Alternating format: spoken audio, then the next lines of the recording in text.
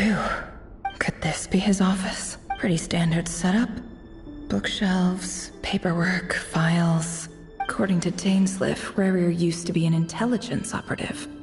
Chances are there's plenty of top-secret intel stashed away in this room. Is this where you keep your secrets, Rarier? Can't say I'm not looking forward to this.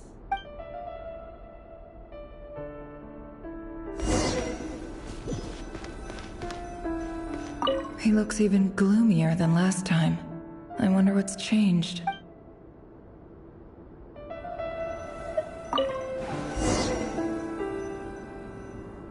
Like usual. Male, 51. Occupation, cook.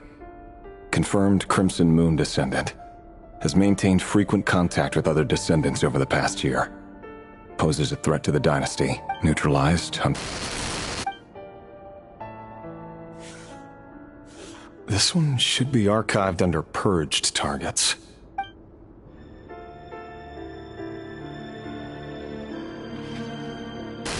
Female, 23. Occupation, office clerk. Confirmed Crimson Moon descendant. Has maintained frequent contact with other descendants over the past year.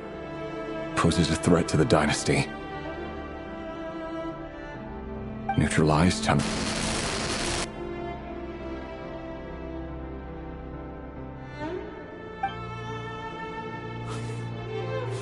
Another one for purged targets.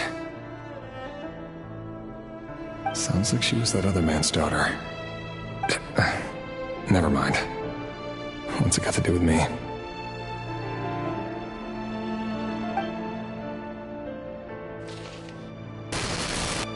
Male, 40. Occupation, teacher. Confirmed Crimson Moon descendant. Has been observed making contact with other descendants during the past year. Poses a threat to the dynasty. Neutralized on...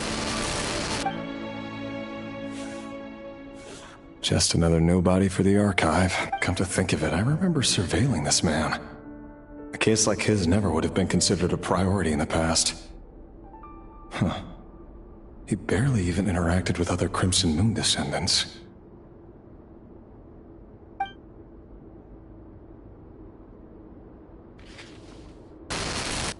Female, 16. Occupation, none. Orphan and confirmed Crimson Moon descendant. Has been observed making contact with other descendants during the past year. Poses a threat to the dynasty. Neutralized on...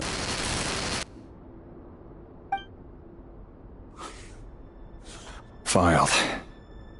I have no recollection of this girl. None whatsoever. She doesn't seem to be anyone important, but then again, how many of them really are?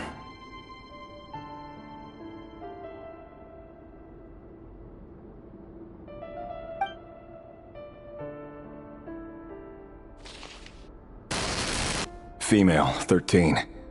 Occupation, none. Orphan and confirmed Crimson Moon descendant.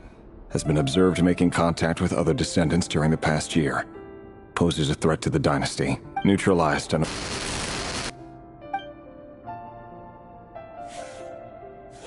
Filed.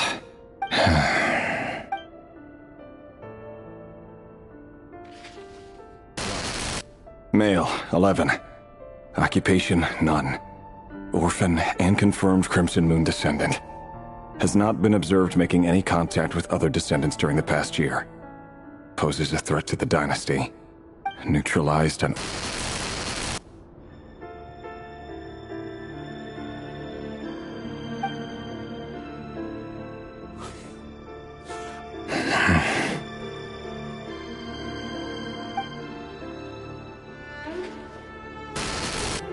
Male. 6. Occupation, none. Orphan and confirmed Crimson Moon descendant. Poses a threat to the dynasty.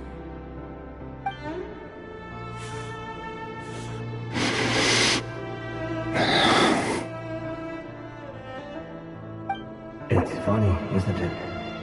Your job is becoming both harder and easier at the same time, depending on how you look at it. Sooner or later, the Crimson Moon descendants will be completely wiped. That's not how it is. Fortunately, however, most of the able-bodied adults have already been taken care of. The remaining weaklings will be increasingly easy to deal with. No! No. My job is to ensure the survival of the Eclipse Dynasty. And the only way to do that is by eliminating any and all potential threats.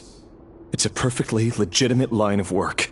Every single one of my colleagues can attest to my fairness. And if my friends were aware of the facts, I know they'd back me up too. Assuming, of course, that they were aware of all the facts.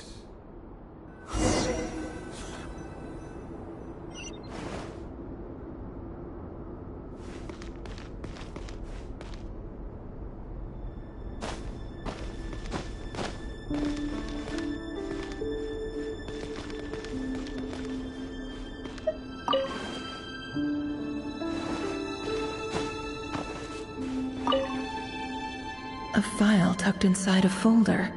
The title reads, Dear Breakfast Shop Owner. It's a list of names, but at this stage I have no idea who any of them even are. A file tucked inside a folder. The title reads, Dear Breakfast Shop Owner. It's a list of names, but at this stage I have no idea who any of them even are.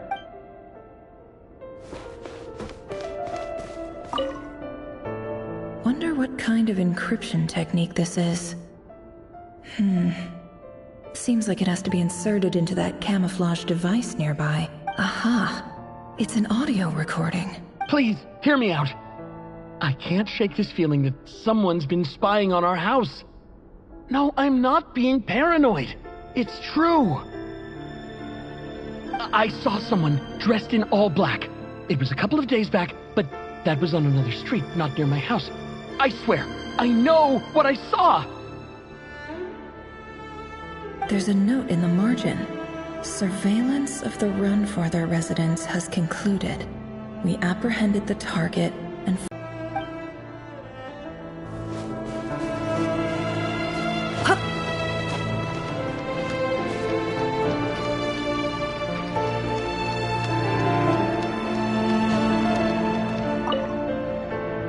Bookshelves full of documents. Looks like these are all files, packed with the personal details of individual Conrians.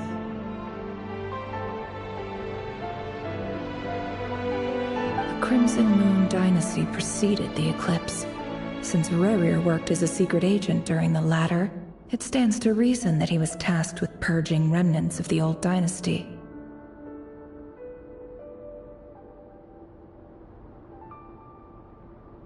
Yep. Lines up exactly with what Dainsleif told me.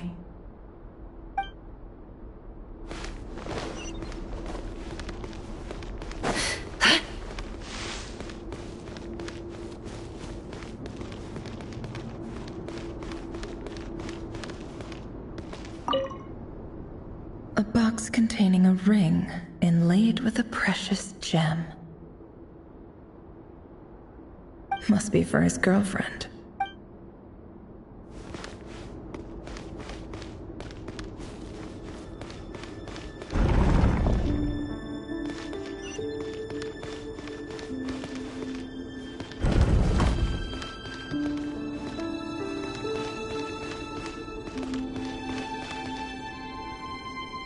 Mr. Vedifalnir?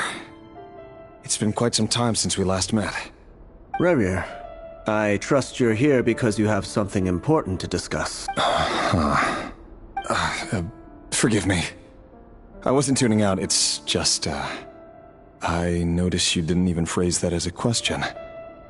As if you knew I was coming. Tell me, does someone in your position ever feel the need to ask questions at all? It is indeed within my power to foresee certain things. Things like your arrival. I was just thinking. It won't be long before I'll be inviting both you and Dane to my wedding. That isn't a lie, but nor is it a fact as such. It's a wish, isn't it?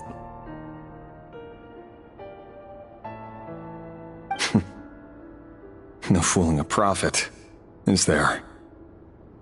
Ever since that day we met for drinks, I knew it was only a matter of time before you came looking for me. Does it feel good? Knowing how the future will unfold.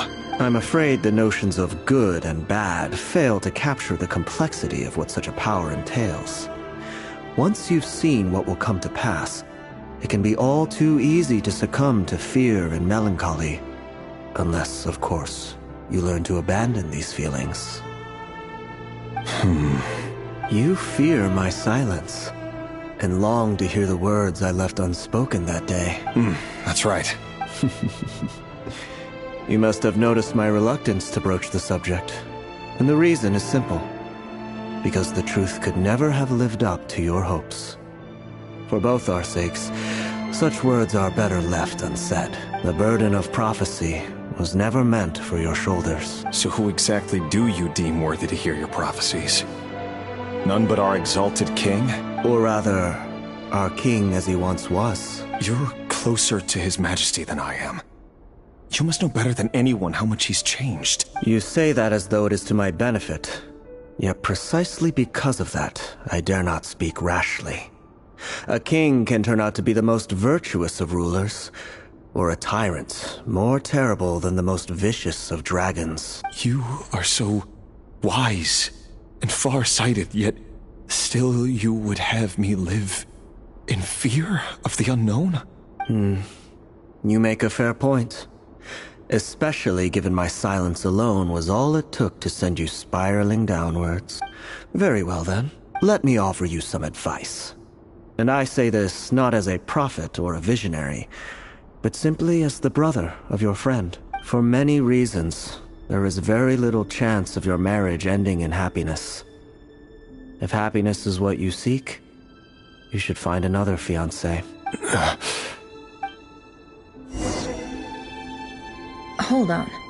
There's that same black fog again. Could this memory belong to Thelindis? Guess I better tread carefully.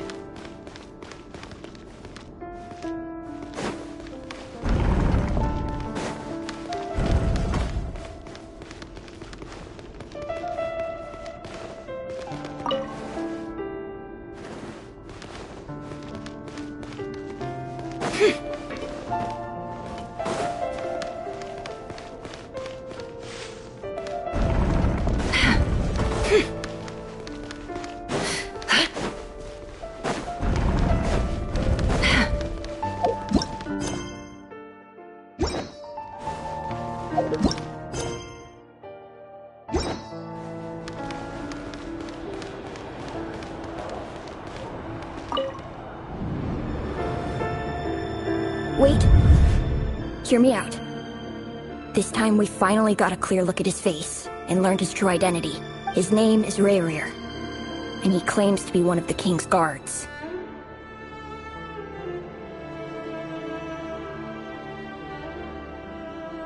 What did you say? A cruel irony, isn't it? The man you're set to marry leads a double life as a brutal executioner. Why are you telling me all of this now? Simple. It's because I want you to kill him. You are the only person he would never suspect.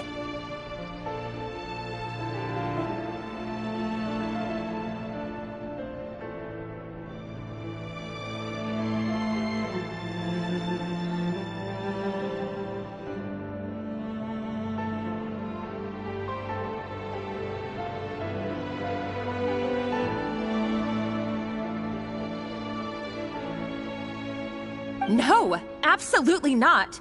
I would never dream of doing such a despicable thing. So you'll just stand by and watch him slaughter us to the last?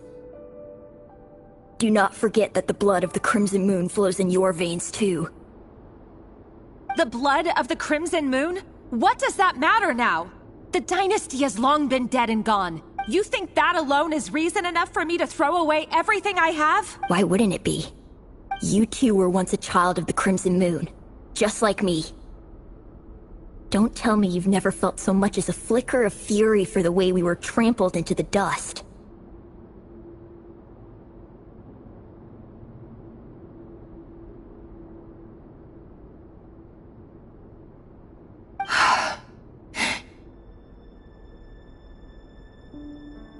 As long as you promise to abandon this pipe dream of restoring your dynasty, I can try to persuade him.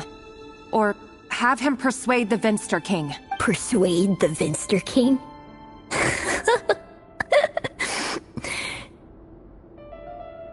Do you even know why he's so obsessed with hunting us down? Why he keeps trying to force us to hand over our secrets? Over and over again? Or why we refuse to give up on restoring the dynasty? The Vinster King. A blind fool. His eyes clouded by powers from beyond this world. A petty little man with a miser's heart. And he dares to sit upon the throne? Mark my words. Sooner or later, Conria will fall. And it will be his doing.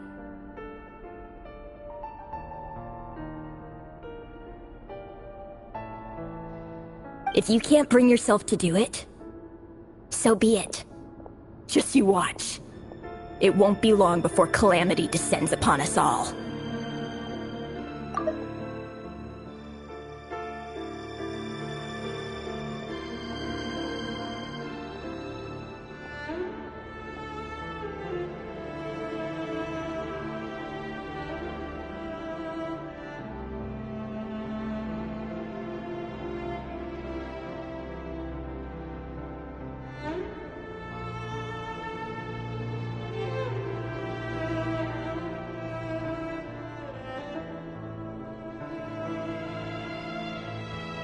The Rayrir of Solnari. That really is quite a secret you've been keeping from me, Rayrir. But who am I to talk? Am I really any better? I've kept my own past a secret this whole time too. Love should be built on honesty. But ours was born from lies. And yet, is it really so wrong to hide things that would only make life harder? If we don't cover up the parts that no one else should see, how can we go on pretending to be normal?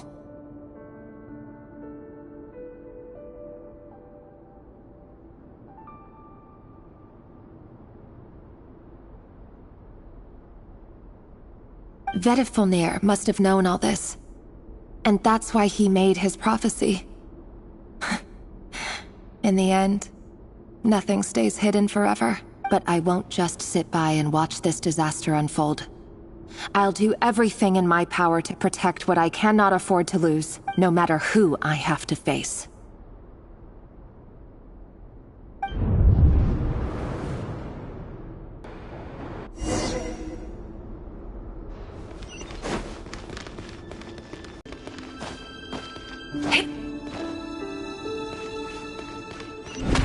Huh?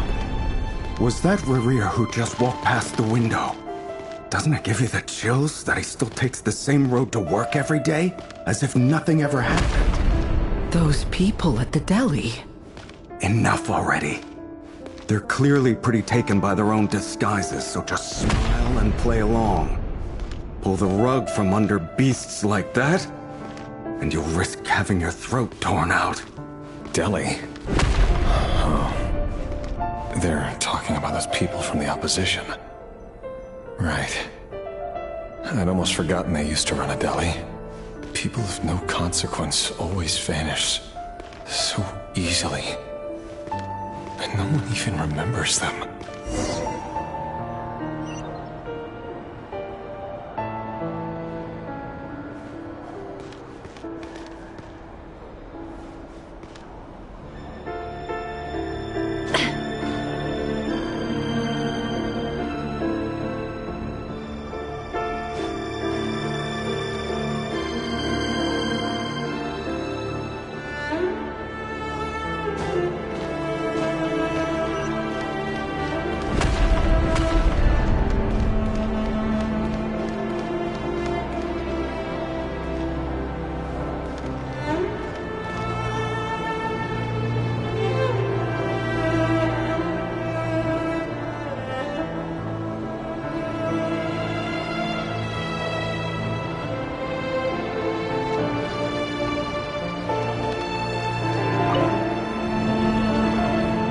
Surely you can see he's not the man he pretends to be!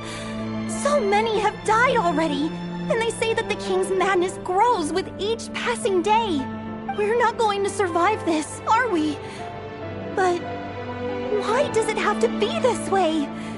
Do we really deserve to die just because of the blood that runs through our veins?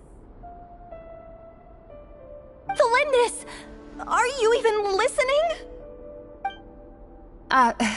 Sorry, Freether. My mind was off wandering. I heard you, though. You're talking about what Rerir said. He's just following the king's orders. He's a secret agent, and it's his job to hunt down rebels and dissidents. By the time you first met him, he'd already taken lives. Maybe he was using you from the very beginning. No. Rerir has no idea I have anything to do with the Crimson Moon. My family are only distant relatives of the main lineage, and besides, my eyes are perfectly ordinary. Truth be told, apart from my teacher, pretty much no one knows I have any connection to any of it. It's been a long time since my family severed ties.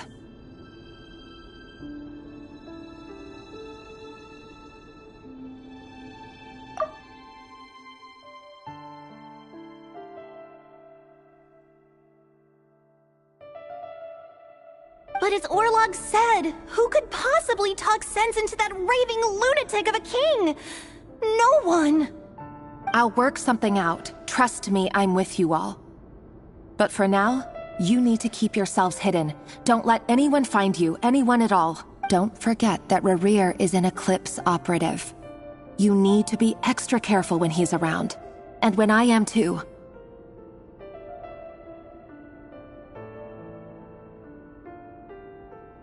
For now, don't come looking for me. And if anything happens to me, just act like we've never met. If even you can't escape this, what hope do the rest of us have? But after all this time together, surely he wouldn't lay a hand on you.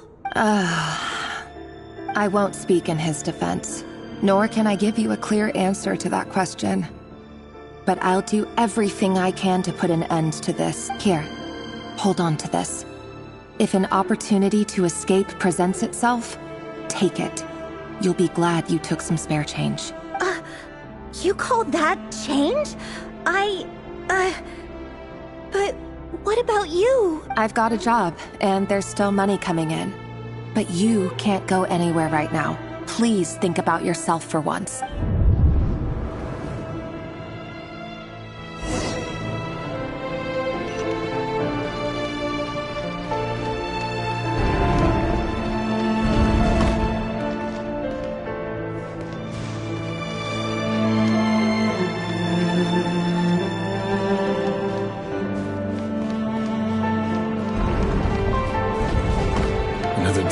Another round of assassination training. Training ground is just beyond this hidden passageway.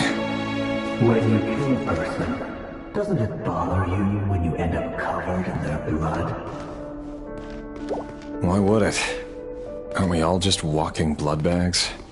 But not everyone is accustomed to hunting down others like prey. You've been a hunter for so long now, you seem to have forgotten that most people don't just go around killing one another.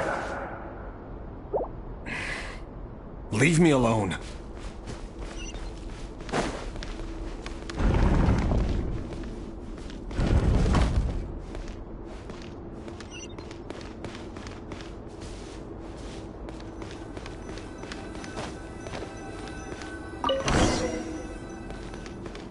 Make sure you have a firm grip on the handle. Then choose your angle well. Keep your movements light and brisk. And pray won't sense a thing. I doubt that. I'll bet no one's ever died a quiet death at your hands. I work clean. No traces.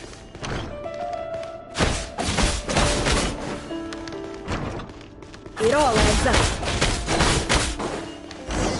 That doesn't make it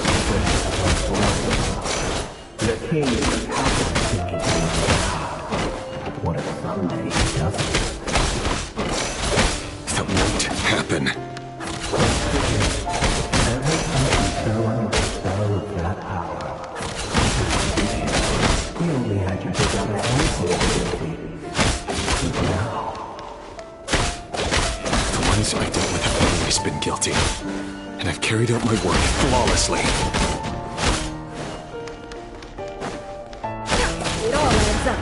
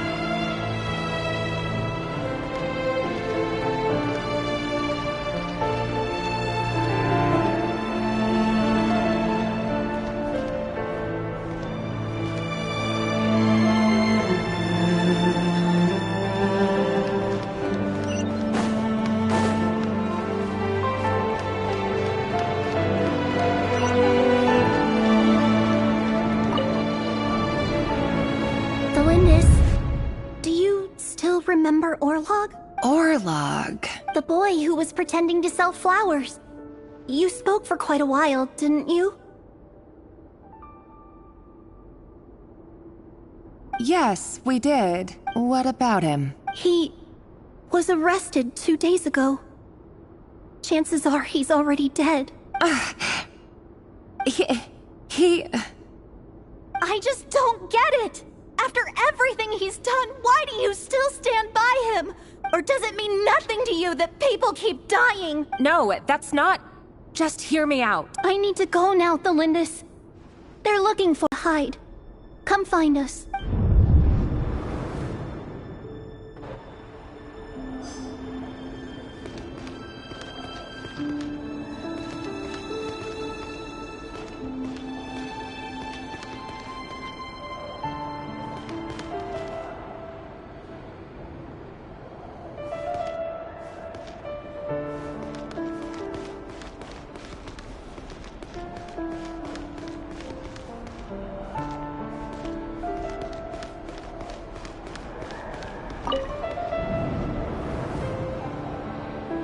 Author Thelindis.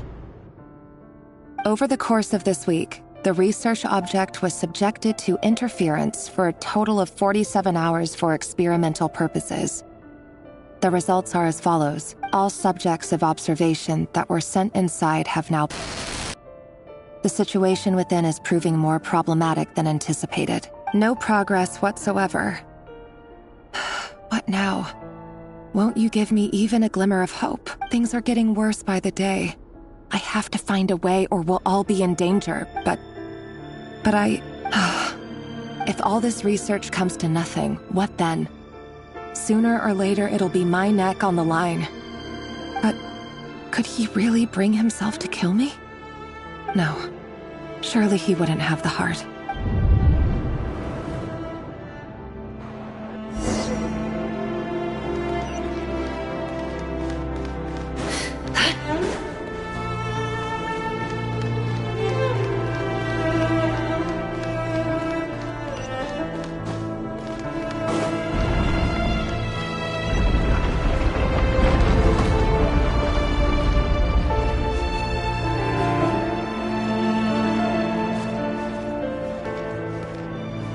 Why won't you just let us go? We don't even know each other. All we want is to live ordinary, peaceful lives. You want to live?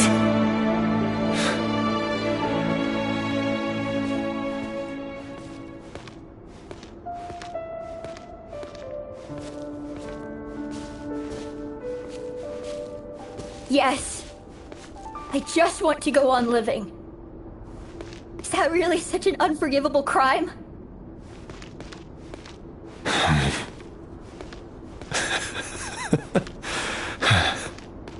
You want to go on living. I want to keep living too. To keep living forever. That's why I have no choice but to continue on the path I'm on. If only some savior would suddenly swoop down and change the way the world is. Too bad that's not going to happen.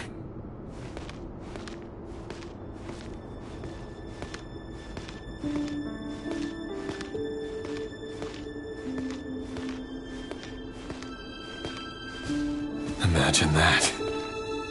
If there really were such a person, you and I wouldn't be standing here like this, would we?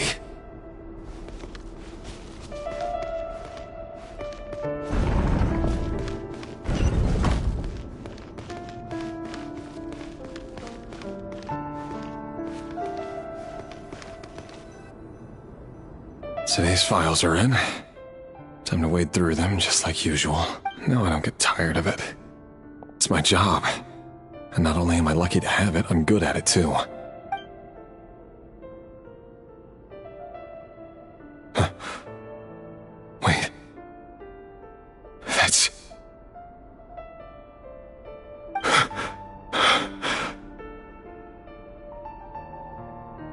Thelindis?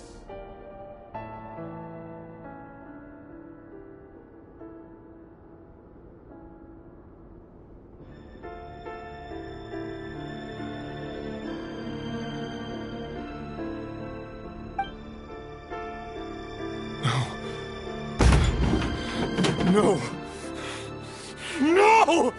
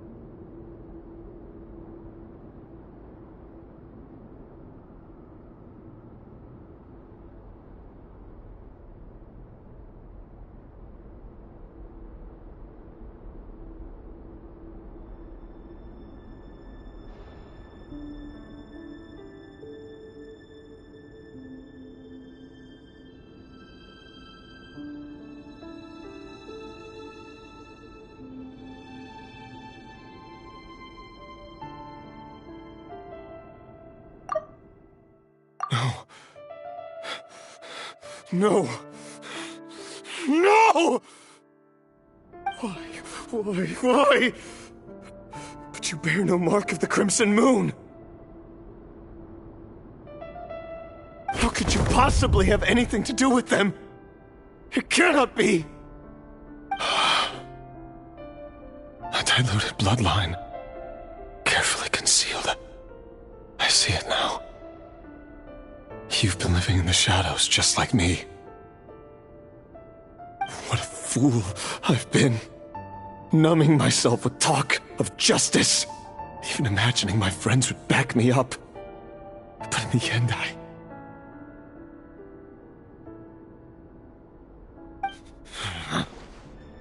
Irminsul. Finster King! How far are you going to take this? From the direct bloodline to secondary offshoots? And then what? Today it's the descendants of the Crimson Moon. Who will it be tomorrow? Will you not rest until everyone down here is dead? No. This cannot go on. This is where it ends.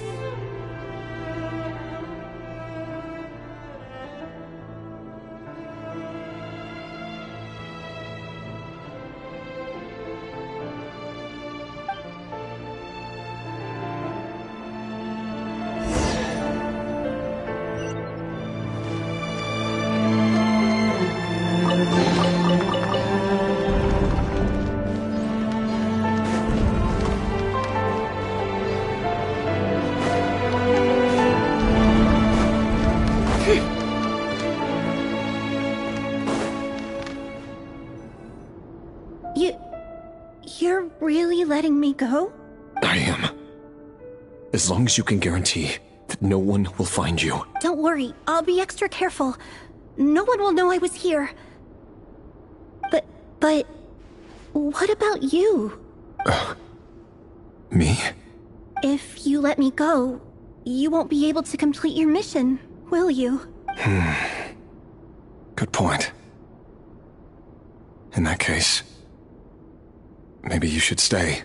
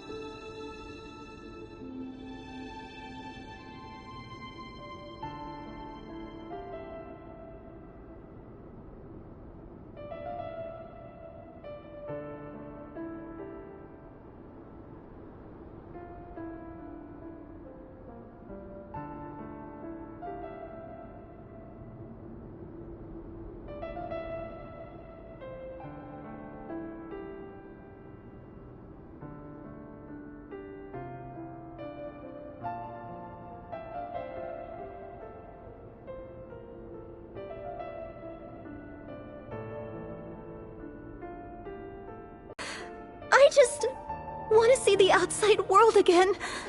To... Go on living? Yes. I know you're a man of your word. So please, just let me go. If I let you leave, what will become of me? Just kidding. Go, now. But remember, don't let anyone know you were caught. We'll be seeing each other again very soon if you do.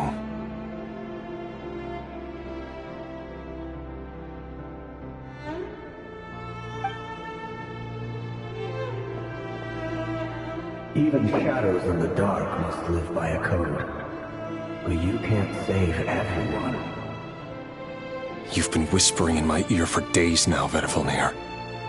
What are you trying to do? Break me down?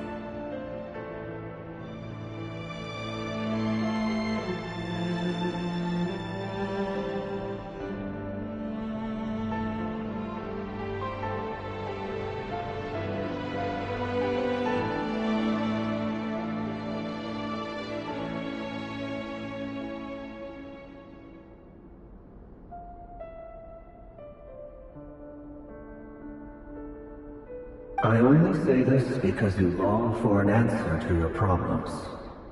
Let her go, Rerir, or you risk losing everything. I will not abandon Thelindis. Then you'll need a little more vigilance and a lot more power. The world is changing, Rerir. Keep your eyes peeled for your moment of opportunity. That voice used to be so unclear. But now I know exactly whose it is. It's Vedalfnir. He won't tell me how to actually resolve any of this, but he keeps trying to manipulate me like a puppet. What's his game here? Tell me then. What will this moment of opportunity look like? And no answer. He's like a ghost. Always disturbing me when I'm on edge, but never answering when I need him most. So, the Eclipse Dynasty was purging, well, massacring the descendants of the Crimson Moon. And it seems like it was all connected to the Vinster King's research.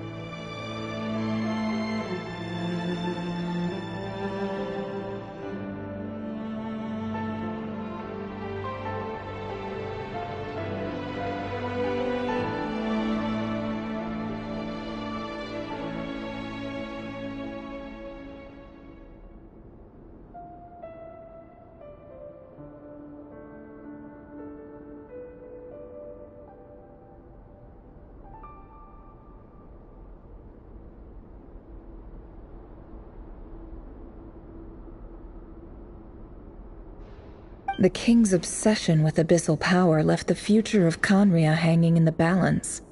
No wonder every aspect of Rarir's life was so unstable.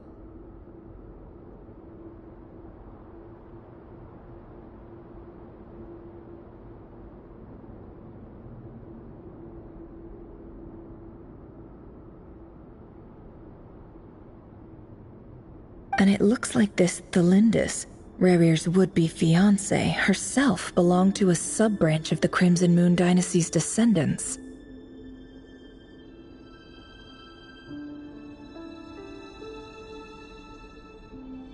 It almost defies belief that a couple like them could hide the truth from each other for so long. If the Vinster King hadn't intervened in such a drastic way, they might have gone on deceiving each other for the rest of their lives. And why does Vedderfanir, Daneslif's older brother, keep talking in Rarir's head? This guy kept more secrets than I ever imagined. The human mind is like a vast desert of shifting sands. When you follow the flow of someone's memories, you only ever see the parts they're willing to let surface.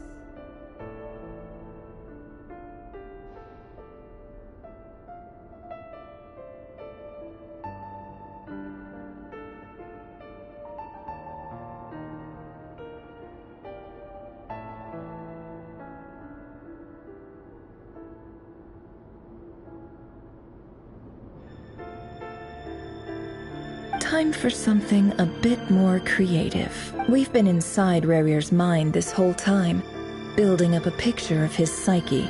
There's already enough clues on the board to start reading between the lines and mapping out the rest. Now, we can finally begin to put the pieces together. Sure, it'll only be a reconstruction, part simulation, part reasoning, but it's usually pretty accurate.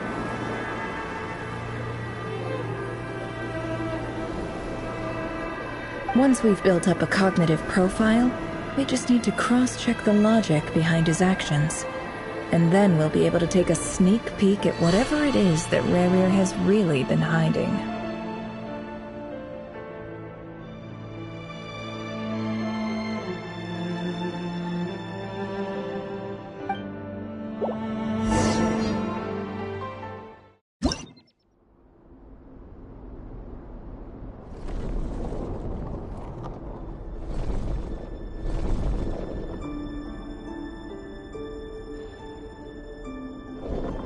Rarir, are you there?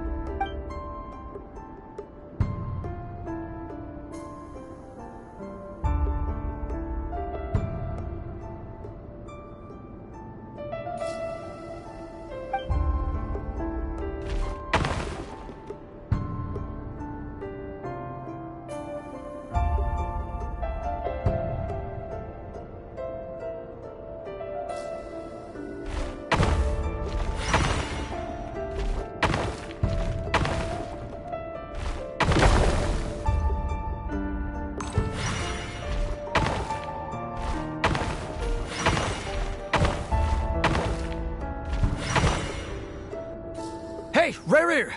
Come out, it's urgent! Dane? What's wrong?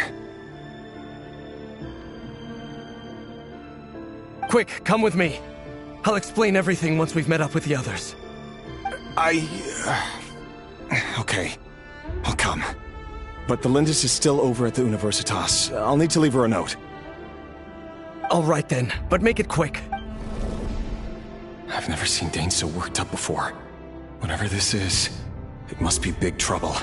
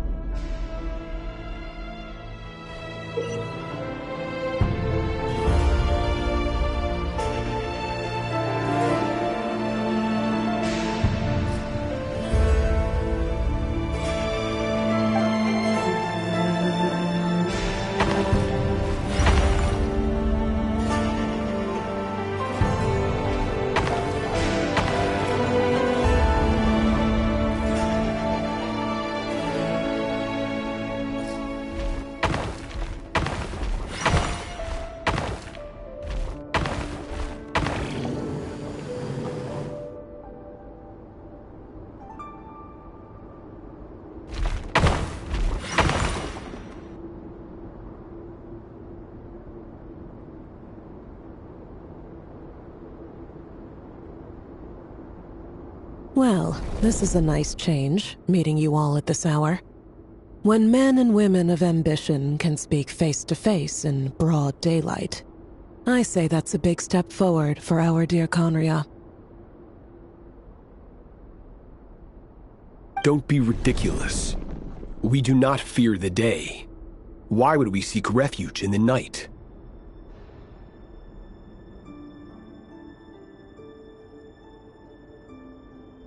You might ask your blade that same question.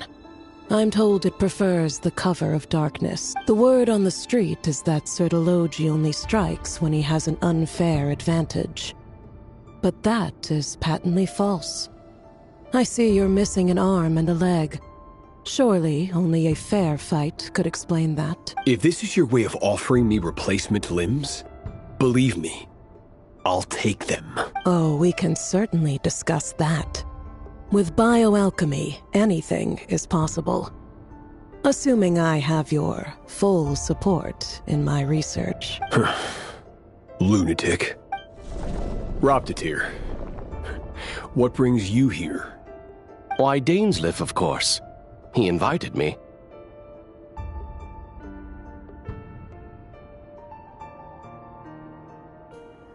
Please, cast aside your apprehensions, Miss Rhindaughter. Whatever the rumors may say, I am but a humble servant of the king, and I can assure you he affords me no greater convenience than he does you.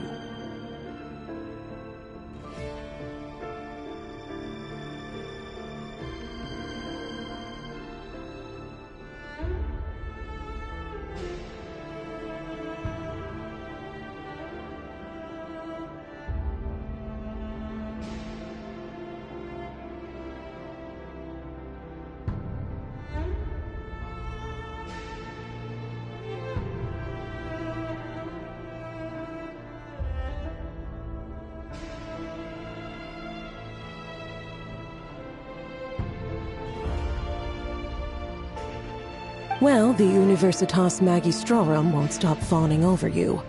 So at least some of the rumors must be true. You're clearly doing well for yourself, so drop the humble servant act. It endears you to no one.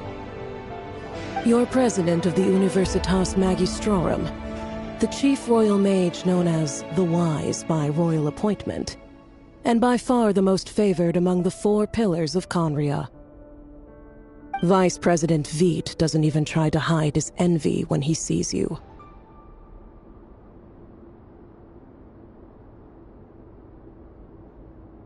My success is the product of hard work and good luck. It's as simple as that. Were the king not such an extremist, I hardly think I would have received a senior post at my age.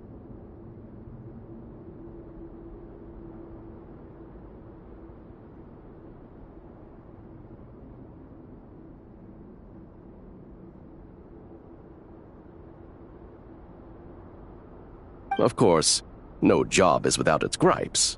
Serving a king like ours can be a challenging task, as I'm sure you can imagine.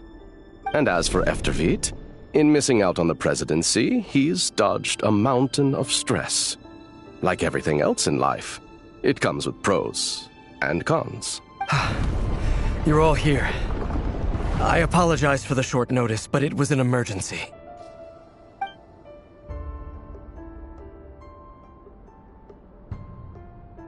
You must be Rerir.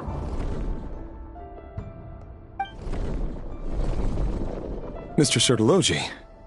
Yes, I handled your case file during your sentencing. Nothing personal, of course. I'm pleasantly surprised that you remember me. You're clearly a person of substance if you've been invited here. But Dainsleif, you'd better have a very good reason for convening this little gathering. It's my brother, Vedafenir.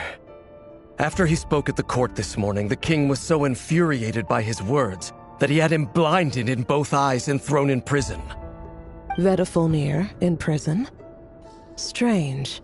I thought the king trusted him and Horoptatir more than anyone else in the world. Does this mean the king's circle of trust just got even smaller? It has nothing to do with trust. It's about what the king wants, which is as clear as day to anyone paying attention. I simply appease him. Because it's in the best interests of the Universitas Magistrorum. And also because you're slimy. Vedafilnir, perhaps less so. But still, a visionless visionary? It rather inclines me to think that qualifications are not what get you ahead in Conria. Do you honestly think this is an important discussion to be having right now? Dane, what are you planning to do? Rescue Vedafilnir, I assume. Correct. It will mean storming the palace by force. Tonight. I need all of you on my side. That's far too dangerous. And don't forget, Dainsleif, you're captain of the Royal Guard. You swore an oath to the throne. You've been planning this for a while, haven't you? I have no desire to commit treason. But whatever critique the king may have of Vedafilnir, disfiguring your most loyal subject for putting the best interests of his court and nation first, this is not the conduct of a wise ruler. My blade will force the king to see the error of his ways. So, Vedafilnir's prophecy enraged the king. I'm sure it wasn't what he wanted to hear, but if he won't take counsel even from the visionary, that is deeply troubling news. The extent of His Majesty's madness is now all too clear. The question is, how does a man like me get out of this situation unscathed? You have noble ambitions, Dane. But I'm afraid they don't do much for a guy like me. I'm not interested in saving the world. All I want is a letter of pardon. A letter of pardon? For whom? Thelindis? The chances of the Vinster King issuing a pardon for anyone connected to the Crimson Moon seem vanishingly slim.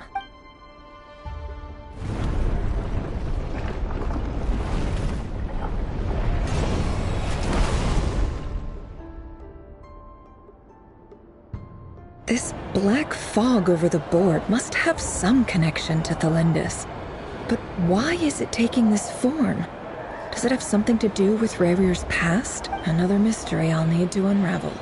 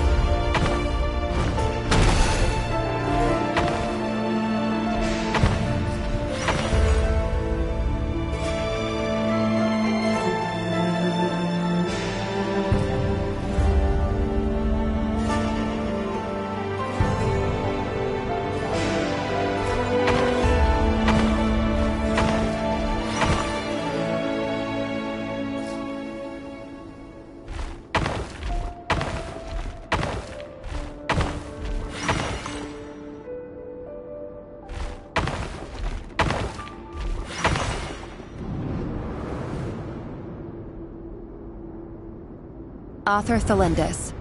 Over the course of this week, the research object was subjected to interference for a total of 60 hours for experimental purposes. The results are as follows. Research dating back to the Crimson Moon Dynasty has established 2 points regarding moon marrow. Firstly, its origins have something to do with a god's power. Secondly, it serves as a portal to an as-yet indeterminate location. Moon marrow can thus be defined as a spatial gateway. However, there are a number of hurdles to overcome before we can answer the question of where it leads to. To start with, opening the gateway requires a specific power source, which the relevant literature indicates An enormous amount of power is then required to keep the gate open. Currently, the total power output of our instruments remains in the single digits. To make matters worse, I am now the only staff member remaining in the Moon Marrow lab. The Universitas Magistrorum recently decided to move most of its personnel into abyssal energy research, which has stymied all Crimson Moon-related projects. This is not a wise move. I have always maintained that placing all our hopes in a single source of power is risky, especially one as poorly understood as this. As well as making ourselves overly reliant on a single resource, we are neglecting other promising technologies. I apologize if this comes across as disrespectful, but as a Moon Marrow researcher, I desperately want to see the world beyond the gateway. If we really made it there one day, what would we find? And how would we go about taming the unknown? My imagination is endlessly fueled by questions such as these.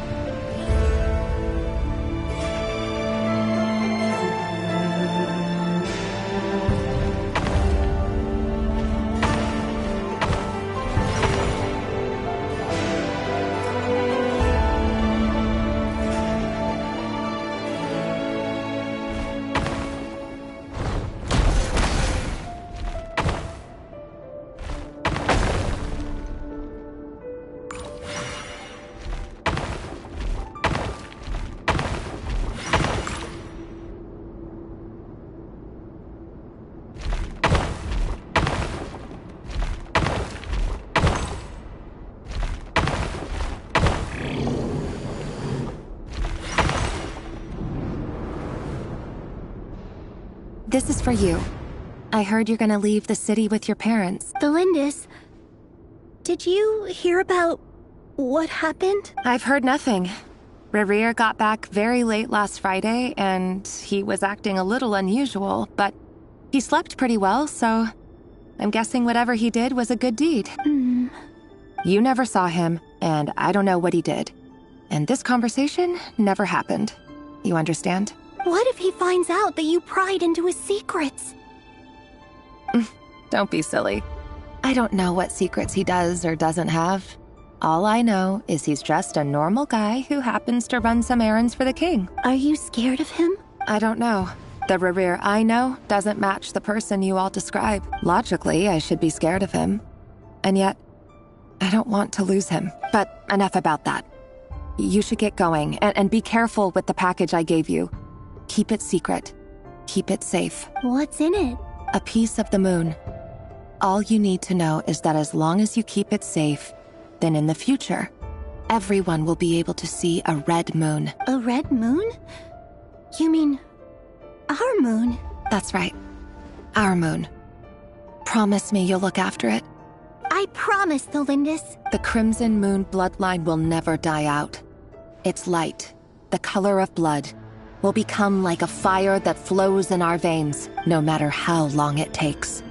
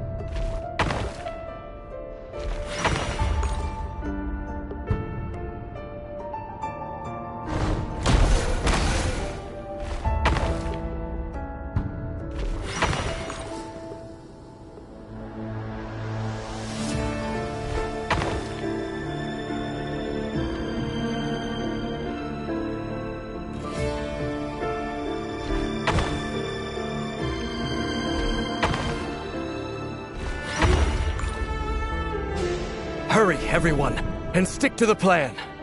Sir Dainsleif, what are you? Is this treason? You know what happens to those who betray the throne. Please, don't do this! It is the king himself who has betrayed the throne. He has betrayed all of Conria. If you have any love left for justice in your heart, you should join me. It's showtime. Dane and his group will handle the troops in the palace. Then Hroptatyr and Rheindater will disarm the security measures. My job is to enter the prison and rescue Vedifalnir. Stay safe. Wish me luck. Look after my brother. Draw your blade. It is time for justice to prevail.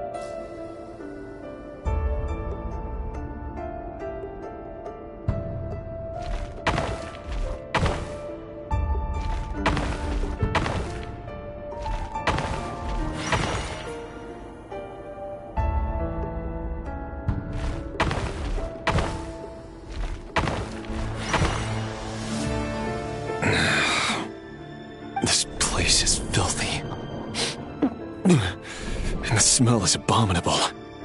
Clearly, the king doesn't allow his prisoners a single shred of dignity. This is dire. Found you. Hello, Mr. Vedifalnir.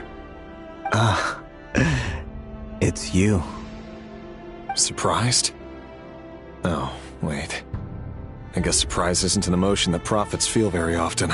I certainly felt some surprise in the moment when I was blinded. Surprise at the king's sheer ignorance. Surprise at just how unfairly this world responds to words of earnest remonstration. I'm curious. What did you prophesize this time? It wasn't a prophecy. It was a word of warning. Someone had to say it. The king has forsaken all reason in pursuit of his obsessions. I simply told him that if he continues on this path, Conria will surely fall. But he didn't listen. Worse still, he stabbed you in both eyes and locked you away. Dane asked for my help. The court is in complete chaos now, but I'm sure you predicted that. Everything is transpiring as I foresaw, yet I am powerless to change it. Fate is an immutable force. I can but lament as the inevitable unfolds. I do wonder whether giving a man the power to see the future does nothing more for him than slowly crush his spirit. Forgive my curtness, Vedifalnir, but the king did not suddenly turn on you today. His suspicions have been brewing for a long time.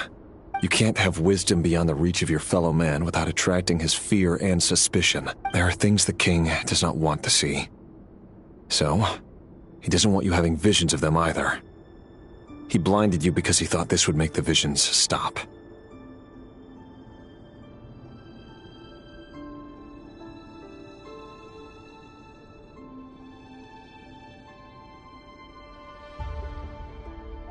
He wasn't entirely wrong. I did indeed lose my power to see the future. Right up until... Until what? Just now. I believe I saw something new. Well, tonight could go a lot of different ways. 5 of us banded together to storm the palace, also we could rescue you. This will go down as the most tumultuous day in Conrian history. I sense hatred in you. But also hope. A desperate hope that with the tyrant deposed, that will be the end of the story. But this is not the end. It is the beginning of a new chapter, in a whole new story. There are many men of honor and courage in this world, Rerir. But you are not one of them. You're not here for justice, are you? You're here for yourself. Is that a dagger? Interesting. Why not the polearm? It was always your weapon of choice. With your abilities, I don't doubt that you were able to recover some of your sight. But I also doubt that you want to make an enemy of me right now. Of course not. We're on the same side, aren't we? We could be. But I need you to be honest with me, Vedafalnir. At this point, you're my only hope for the future. You mean your future? With your beloved, Felindis? Yes. And I know there are bigger things at stake here. A dynasty, a nation, maybe the entire world. But forgive me, I care first and foremost about myself. I can't abandon the one I love to save myself. I just can't do it. But you see a broader picture of the future than I. You see the solutions to the biggest problems of our age. So tell me, what is my solution? What's the answer? In matters of fate, answers are either right or wrong. What will be and what will not. Maybe you are willing to pay a certain price in the pursuit of happiness, but unfortunately, fate does not negotiate. That is the cruelest thing about fate. It is unmoved by your sacrifices. That can't be true. I know it's your voice that I keep hearing in my head, urging me to see how the world is changing, to seek more power, so I can protect the things I love. You show me disaster, but you won't show me how to avoid it? Why? Why are you doing all this? My voice. In your head. So, you hear it too? The voice that steals your mind, gains your trust, and drives you crazy. It turns out that we are not so... As if he'd discovered some monumental secret. But then he suddenly switched to looking extremely weary. Very well then. My advice to you is as follows. You must persevere. Whatever trials and tribulations you may face, be steadfast in the belief that they are your path to the future. For as long as you live, your story with Felindis shall not come to an end.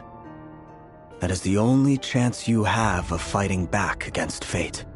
It is up to you whether you believe my words. Regardless, that is all I will say on the matter. I have no right to intervene any further. I will hold you to your word. Thank you for setting me free. In return, I will tell you one more thing that you cannot afford to ignore. Just then, a strange wave of energy rippled through the city. We had no idea what it could mean. If I were you, I would head to the Universitas Magistrorum. The Universitas? Oh no! I'm sure we'll be seeing each other again very soon, Rerir.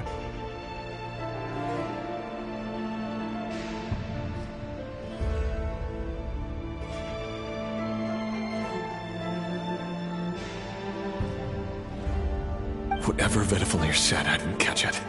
I didn't even help him out of the prison. There was no time to lose.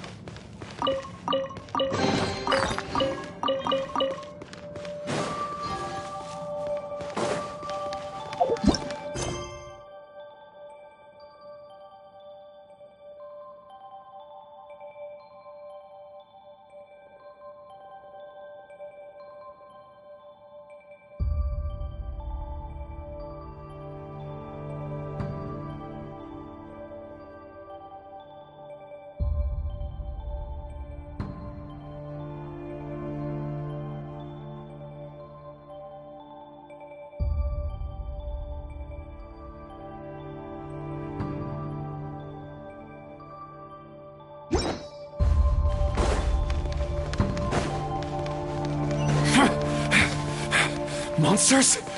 Is this Rheindar's doing? My Universitas Magistrorum! Out of my way! Hello, elusive! Take flight! Ha! No more lies. It all adds up.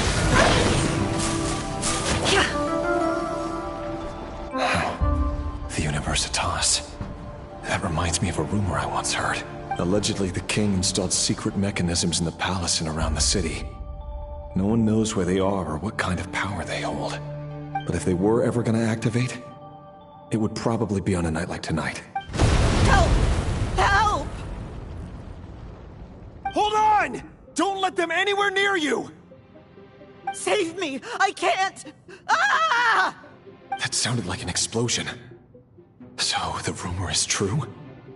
The king really went through with it. What other means does the king have at his disposal? They must run on power from the Abyss. And given it's a major center of Abyss research, anyone over at the Universitas will be in grave danger. I have to hurry!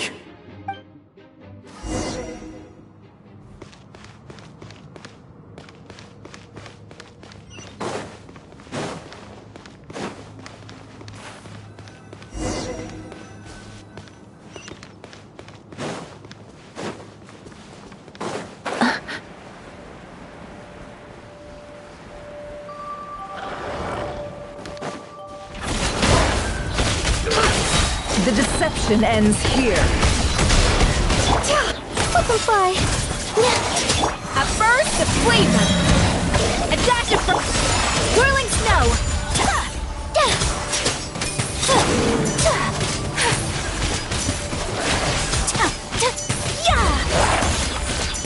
Take flight!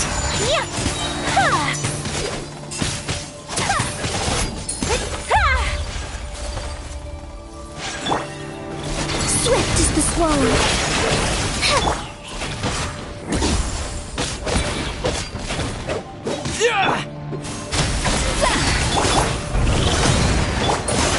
Whirling snow, embrace the ice. Yeah, the pinnacle of excellence. Can't hide the truth. It all adds up.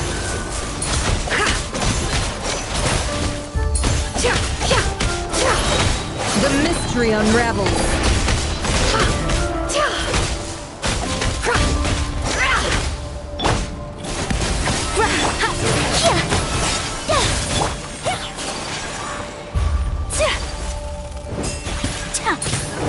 Take flight.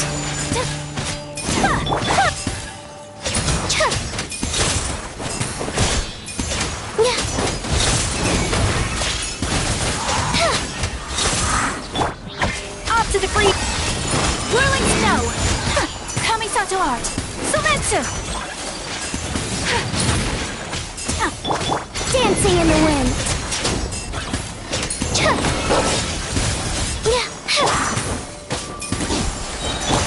A little amusement. Boost on the loose. Yeah.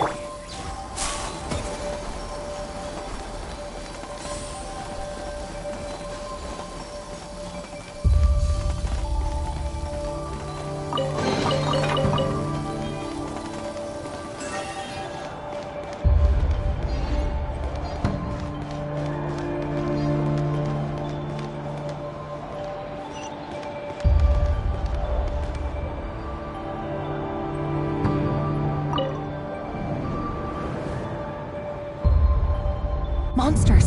At the Universitas Magistrorum? Why now? Oh no! They're coming! It's no use. The table won't hold out much longer. The weapons. Where are the weapons? Of course. All the lab equipment was upgraded after the inspection last week, but the new weapons haven't been allocated yet. I'm done for. Is anyone there? I need help!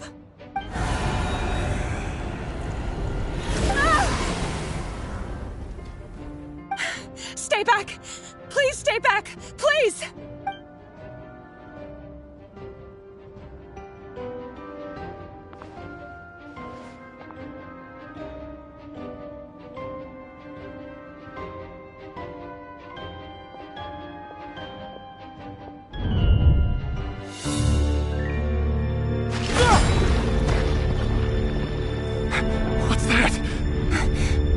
Reverie! So the rumors about your work are true. What? No! Listen, something happened at the palace tonight. We have to leave! You don't need to lie to me anymore. What do you mean? I know why you're worried, and I will respect the decision you've made. But it's okay, because I found a solution. I know how to end all this. You can have it back. The normal life you so desire. But until then, I'm afraid our wedding will have to wait. Felindus? No, don't do it! Felindus! Felindus!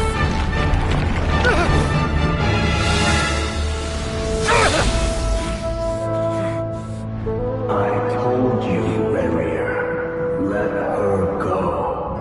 You will find someone better. No! No, I won't do it! I have to save her! By what means exactly?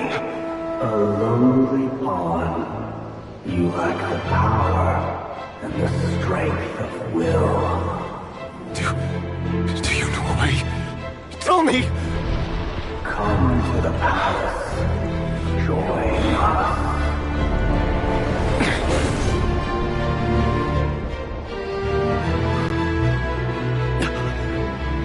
Reverie, thank goodness we... Step forth and take your share.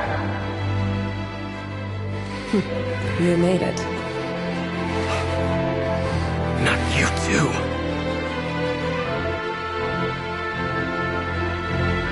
Hatred or grief, despair, desire. We all have our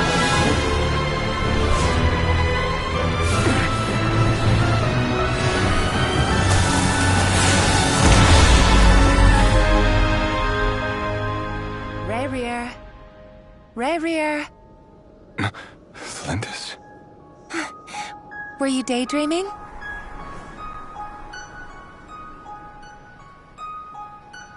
You still remember, Reverie? That question you asked me a couple of weeks ago?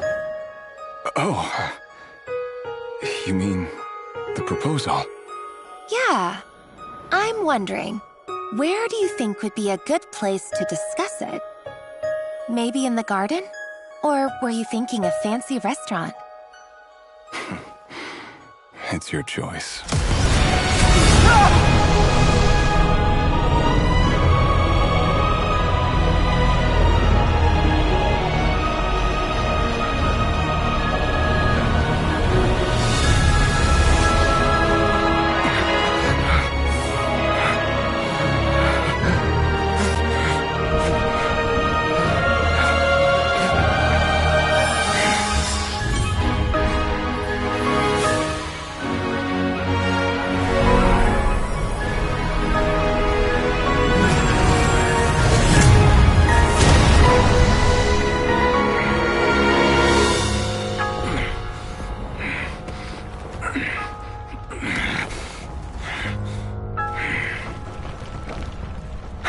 Find you. And then, you can give me your answer.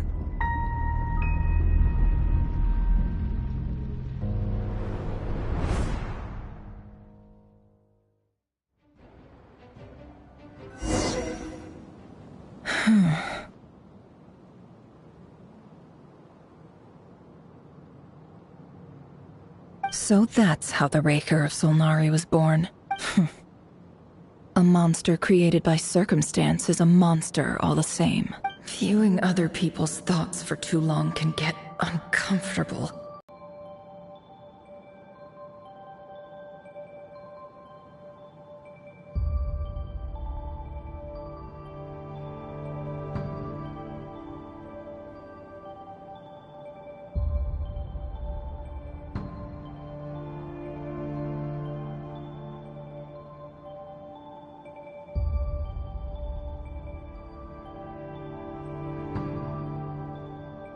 In a nutshell, the story of Conria is what happens when the truth falls by the wayside. Everyone tells little white lies, and before long, you have a huge pack of lies that destroys everything. Phew.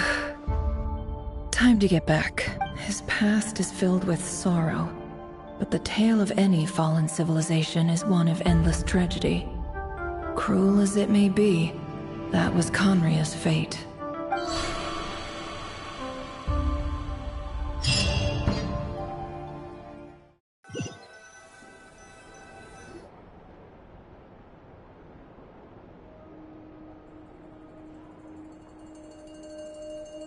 Everyone, I'm back. Can I get a standing ovation? Never! How are you holding up? Feeling okay? She's fine. Boss is a pro. Yes, I'm fine. You will have seen the events of Rerir's life through my thoughts. It's now clear that he is just a regular nobody, driven by personal tragedy, as he said himself. I mostly agree. There's only so much we can know about him from his memories alone, but they did give us a clear glimpse into his life in Conria. However, I would not consider Rerir to be a nobody. He was deeply involved in the events of that era. Yet, when the catastrophe of a generation strikes, nobody is safe. Sounds to me like you're speaking in riddles again. Is this you urging me not to abandon the people of Nodcry in their hour of need? That's not what I meant. Although I do hope you choose to remain a part of the plan. Without you, the mission ahead will be all but impossible. Then try to remember that I respond better to the carrot than the stick. And I don't appreciate being bossed around.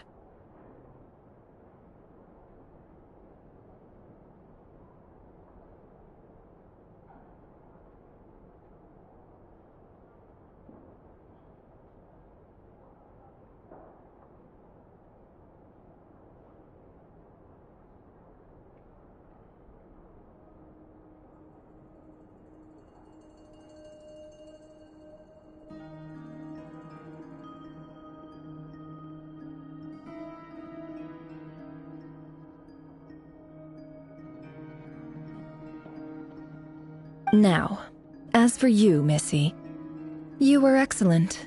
You stuck to the rules of the ceremony and kept your mouth shut the entire time. Bravo. Cool. So, can you fill me in on the deets now? Most of what I saw went right over my head. Patience. You'll hear the whole story, don't you worry. But let's meet up with the others first. It will save me narrating it twice. Yehoda? Yes, boss! Let me get that door for ya. That's more like it. For a moment there, I was worried you'd forgotten about the first clause of your employment contract. Forgive my curiosity, but what does the first clause say? It says I gotta do the annoying stuff that boss is too lazy to do for herself. Like opening the door, pouring the tea, yada yada. Is that right? If something is in the contract, it's because she willingly agreed to it. Rest assured that the Curatorium abides by the very strictest of labor policies. You don't seriously think I'm cruel enough to treat her like my slave. In any case, I've hardly shied away from my share of the work today. Hope I don't catch Flintz and Varka lounging about in their chairs, enjoying a leisurely cup of tea. There's nothing I dislike more than other people enjoying themselves while I'm hard at work.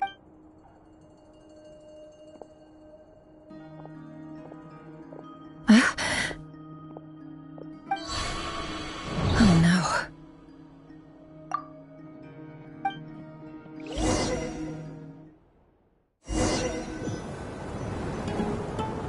Sorry to disturb you, but we seem to have run into some trouble. Evidently so. Don't worry, I'm not about to leave you to fend for yourselves. I'm not that kind of boss. And it would go against the Curatorium's labor policy. I'm sorry? What did you hear me say? I wasn't talking about labor policy. Wait. How long have I been standing here? Not long. You just appeared by the door a moment ago. Boss, what's wrong? You look like you've seen a ghost. We've been tricked. We never left at all. Somehow I hallucinated that whole scene back inside the office.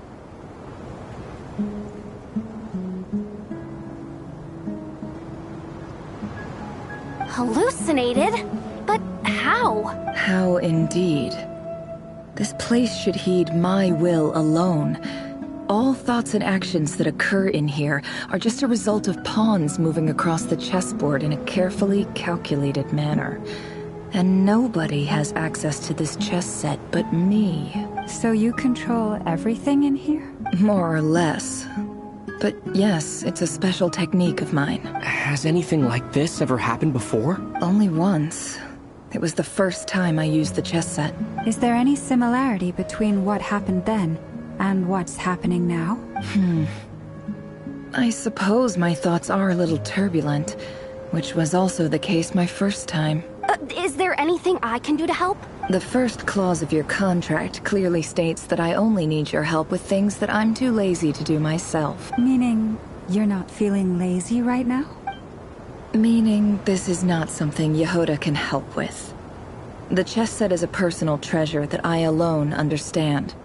I must be the one to find our way out of here. Boss, it's fine. Really.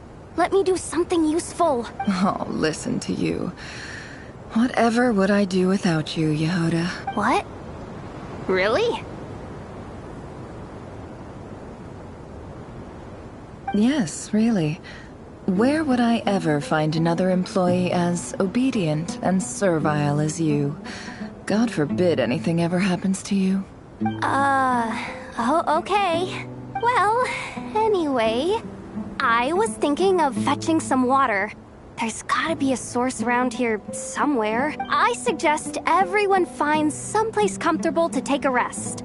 We gotta conserve our energy. Even though all this chess malarkey doesn't exist in a physical sense, mentally speaking, it's all real. And so is our tiredness and fatigue.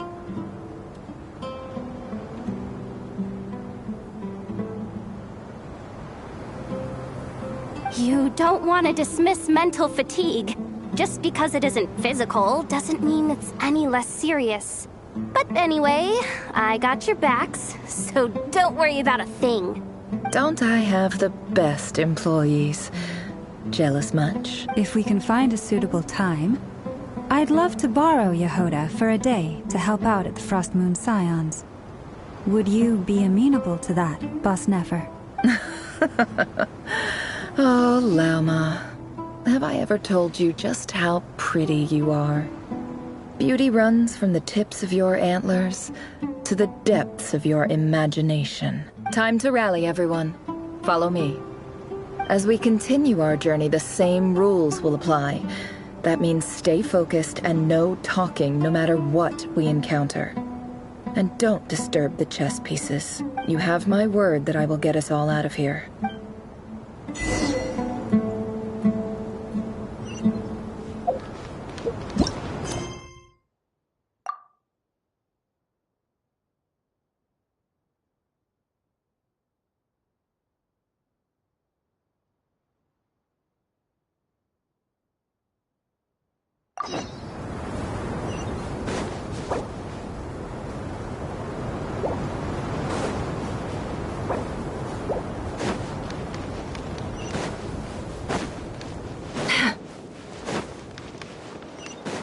This place looks familiar. That's not a good sign. There's someone up ahead. Time. I wasn't expecting visitors at this hour. Wait, is that? Oh, it's him. There you are. Sinue's been looking for you all day. I think he has some news for you. Oh yeah? What were you doing just now, Uncle Retinue? Hiding away some more loose change? I know I saw some Mora. What do you mean, loot?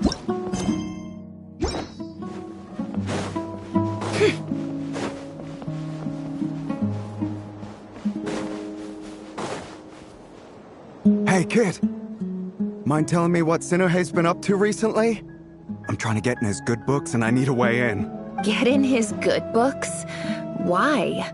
What do you want with my dad, Uncle Apepi? I've written a new song. I was hoping to showcase it at the next festival, but I'll need his approval. A new song, huh? I'd love to stay and listen, but unfortunately, Uncle Retinue says my dad's looking for me. Well, there's plenty of time and I'm not going anywhere. See that pile of stones? I'll be sitting there warming up my vocal cords. Come find me when you're done. Pile of stones. Got it.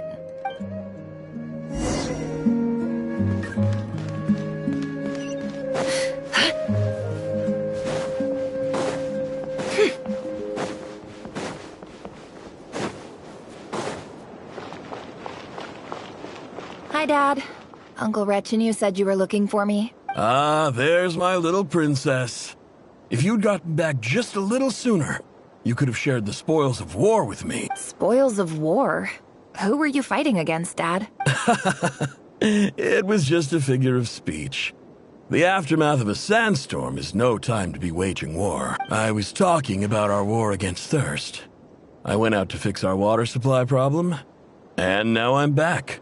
Which means... We have a well again! That's right. I found a new one and brought back as much water as I could carry. It should last us for a good while. If it wasn't for these blasted sandstorms, our wells wouldn't be caving in.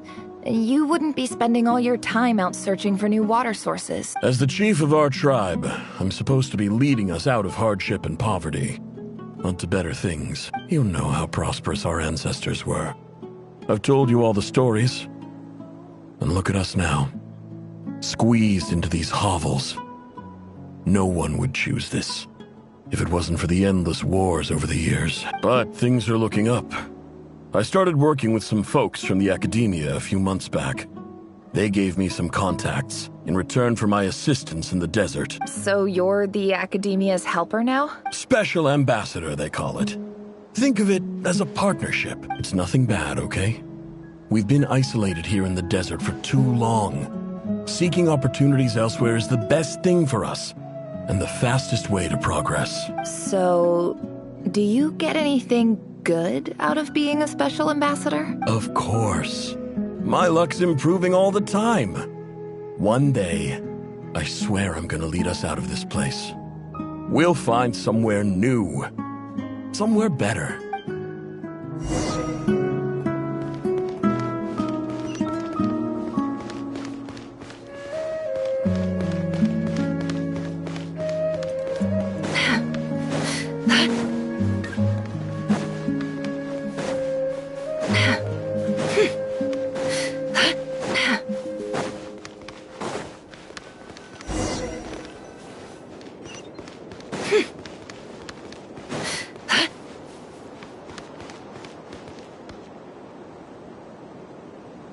That's our well, and you know it. You stole from us. Well, you've gone from chief to thief, and now you have to face the consequences. Did you really think you could take our water without permission and get away with it? You're either brave, stupid, or both. And that special ambassador act? Yeah, nice try. We spoke to the academia. They said it was all news to them. You're a liar and a cheat!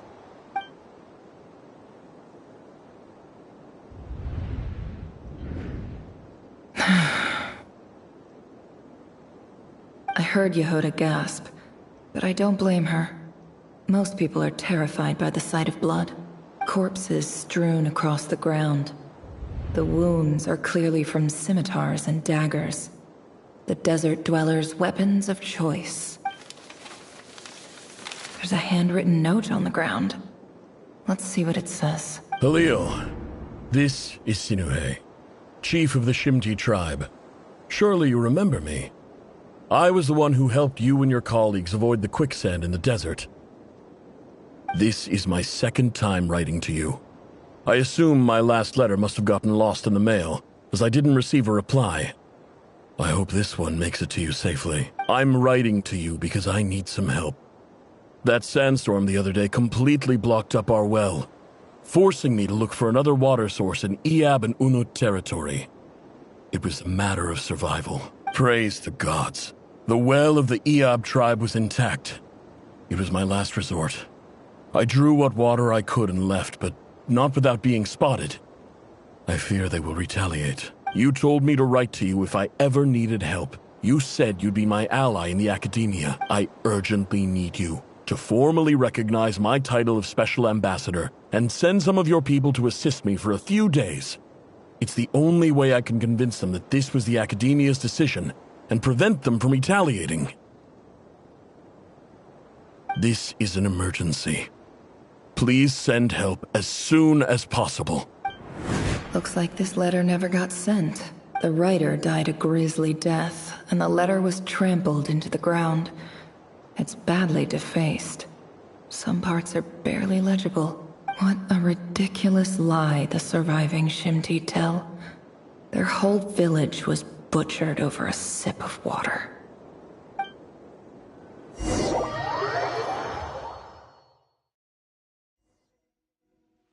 Ah, officer.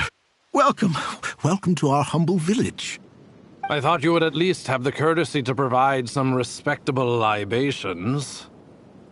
This is the finest wine Aru village has to offer. I promise.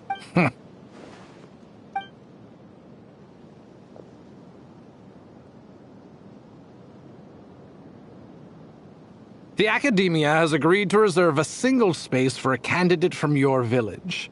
But I remain skeptical of this entire endeavor. I highly doubt anyone in this desert possesses serious academic potential. Please, have faith. If not in us, then in our god. The child we found shows great promise. I beg you, take her away from this place. Give her a chance. Don't let her talent go to waste. I don't recognize her. New arrival? She showed up here a few days ago and we took her in. She's a really bright kid. Please help. I'm begging you. So, where are you from?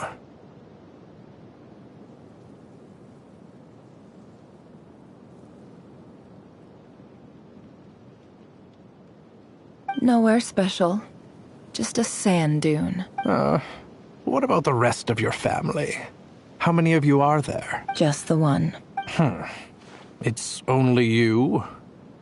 Correct. So, no brothers, no sisters, no mother or father? Any who have slept on a bed of sand, I call my brothers and my sisters.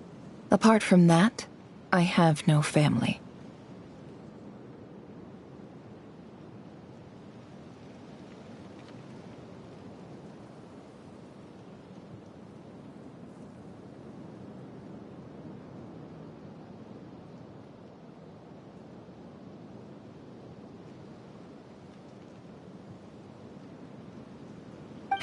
All right. Get over here. Sign your name on the form.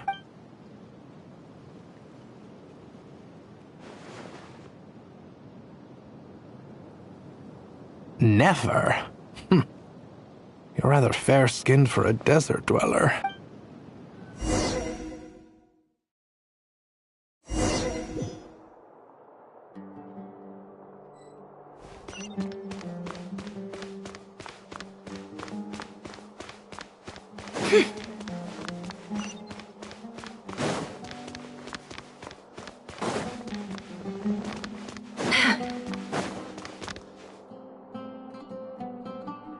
Nefer, this term's assignments have been issued already.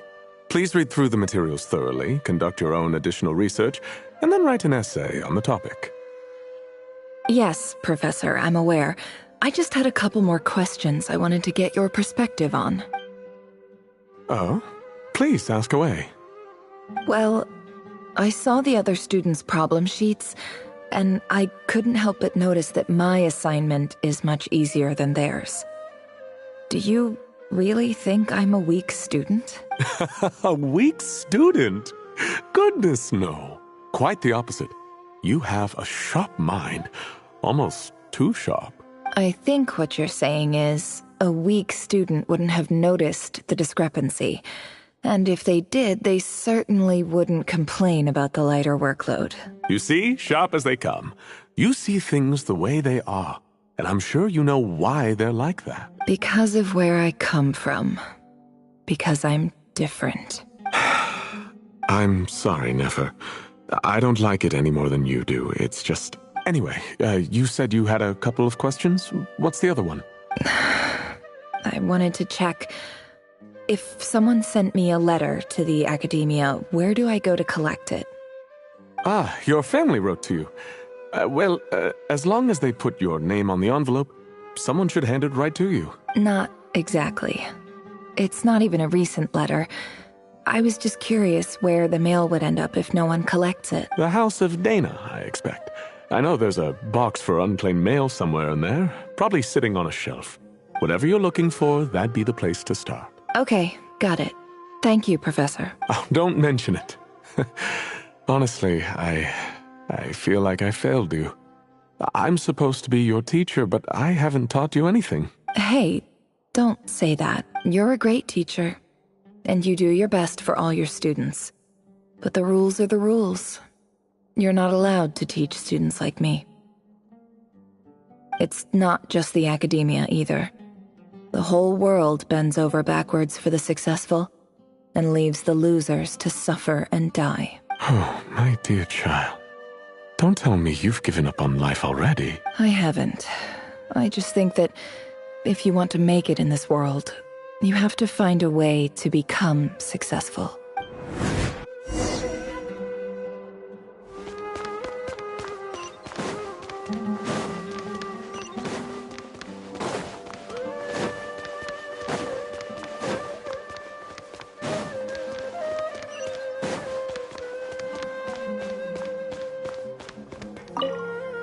This must be it. A big cardboard box full of unclaimed mail. And probably some letters that ended up here by mistake, too. Let's take a look.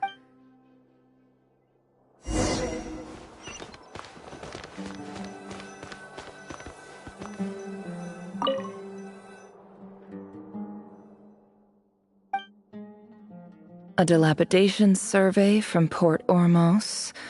Looks like it's from a Core of 30 representative. What a strange thought. A bunch of mercs losing sleep over rundown buildings. This one was never even opened. I guess the recipient didn't care what the Core of 30 had to say about anything. Who was it addressed to? I don't recognize the name, but it must have been a Kasharawar professor. This one is addressed to the Immorta Sage.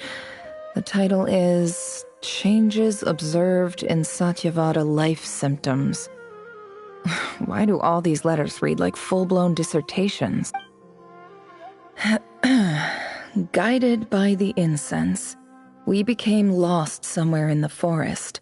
All the barriers between levels of consciousness disappeared as our minds soared around in circles, looking for a branch to seek refuge on.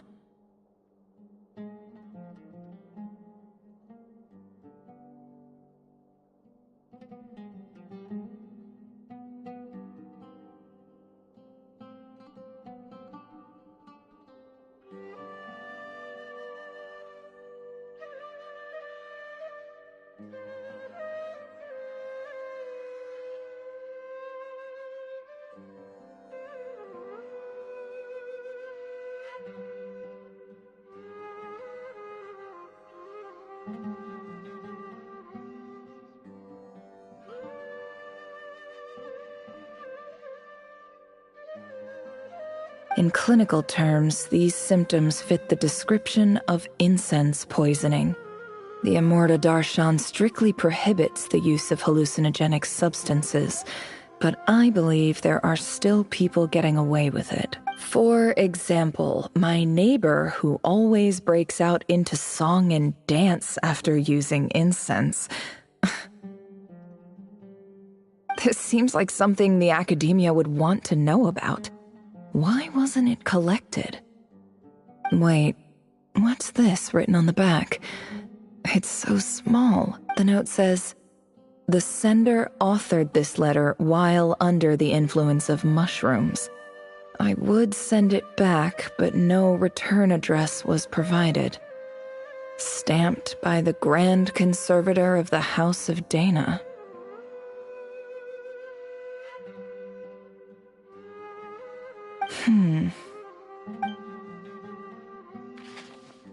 This next one is addressed to Grand Sage Azar. A few words of protest regarding recent changes in Sumeru's educational policy. In recent years, the academia has taken on a small number of students from the desert region, as per the policy to this effect.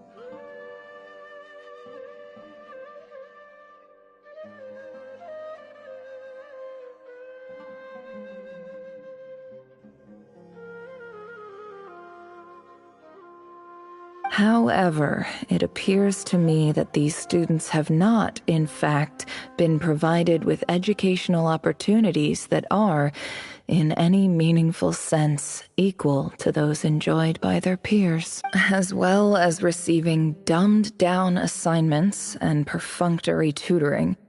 They do not even have full access to the Akasha system. Education is the fundamental purpose of this institution, which should go without saying in a nation whose founding virtues are knowledge and wisdom. I ask you, is the lip service we pay to the policy of education for desert students truly the standard of pedagogy to which the academia aspires? As Grand Sage, policy decisions are your prerogative, but do not forget your roots. You and I were once students too, as was everyone else in this institution. I do hope you will give some serious attention to this matter.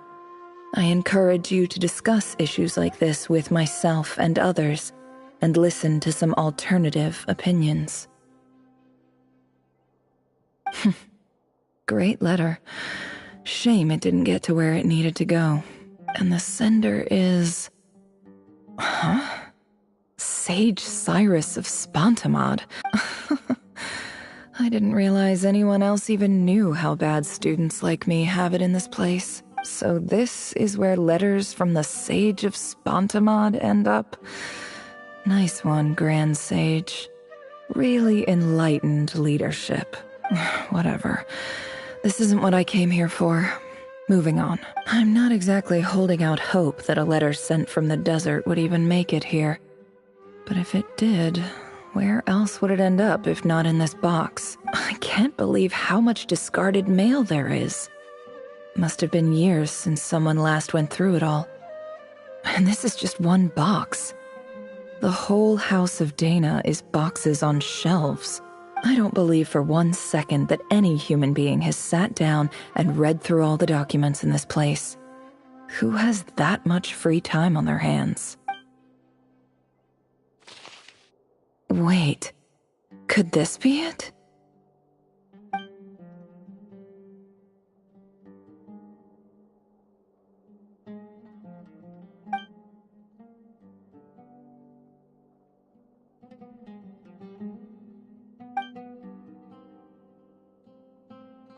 Greetings, Halil. My name is Sinuhe, chief of the Shimti tribe.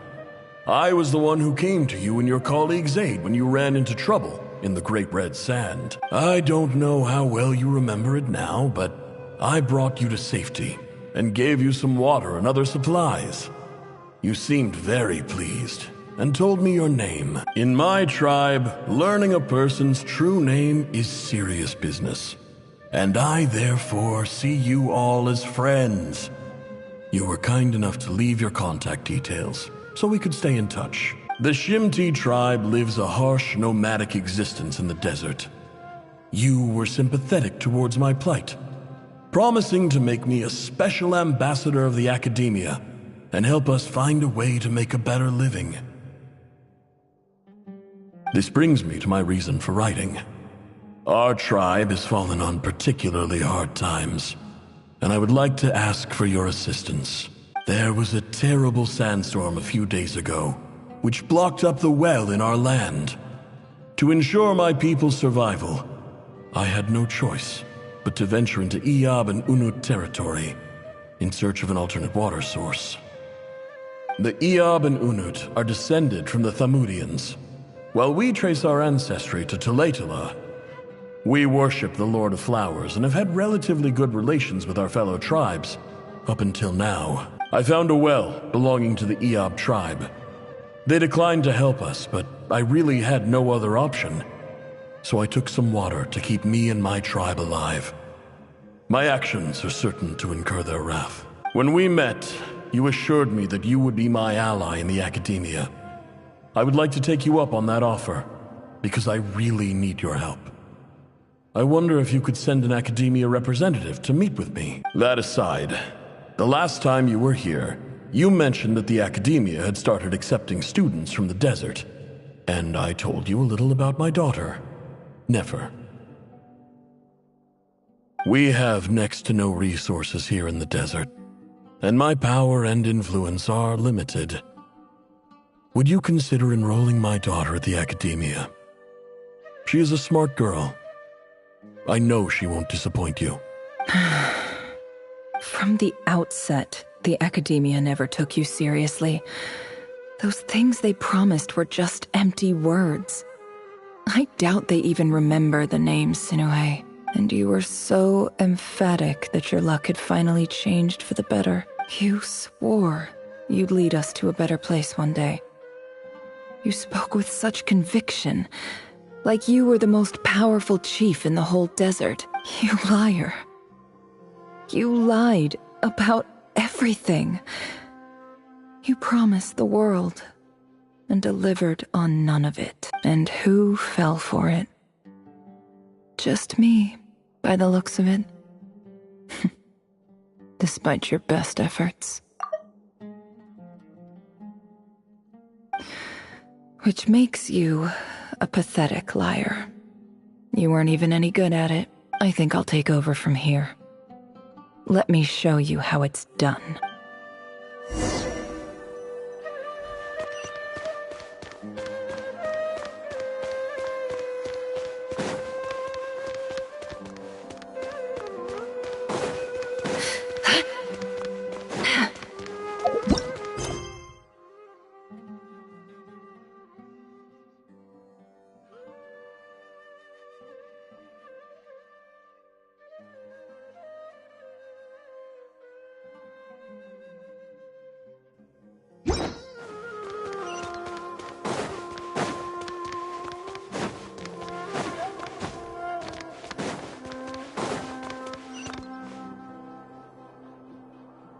I just came to say goodbye. Thanks for everything you've done for me in my time here. Nefer? You packed your bags. Where are you going? I'm quitting. Something's come up in my hometown. Gonna head back and deal with it. Huh? But this was a hard-won opportunity for you. You know that better than I do. It was. But it doesn't matter. I have more important things to deal with, and they can't wait. Oh, and I didn't want to overfill my bags, so I left some incense on your desk. What's wrong? I thought you liked incense. Although, I did read somewhere in the House of Dana that it has hallucinogenic effects. Don't use it all at once, all right?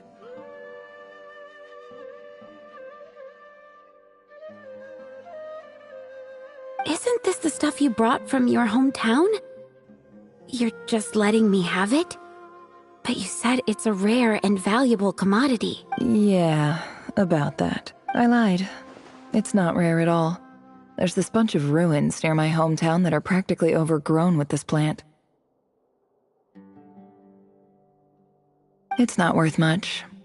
Keep it. It's fine. But never. All right. That's all from me. You take care.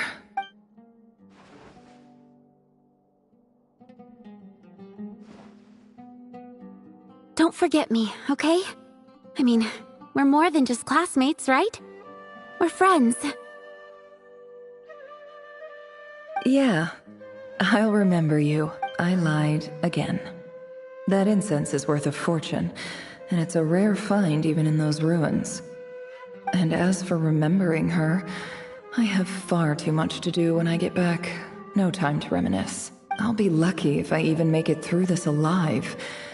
But either way, I expect I'll forget you pretty quickly.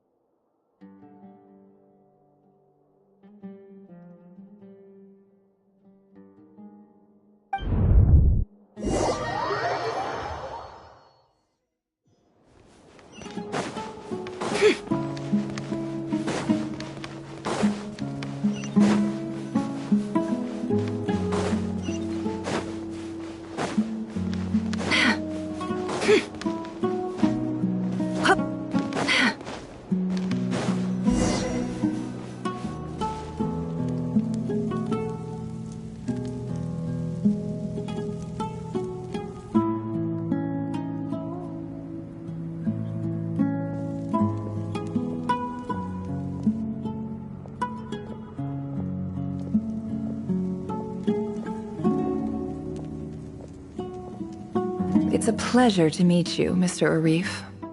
So, what does the Academia want? Since they've sent their special ambassador, I assume there's a big business deal to be made. If not, I'd be very disappointed. Please, sir, lower your blade. You're lucky I'm the one they sent. Not all special ambassadors share my admiration for the Iab people. The ever-shifting balance of power in the desert reduced the once great civilizations of this region to rubble and sand.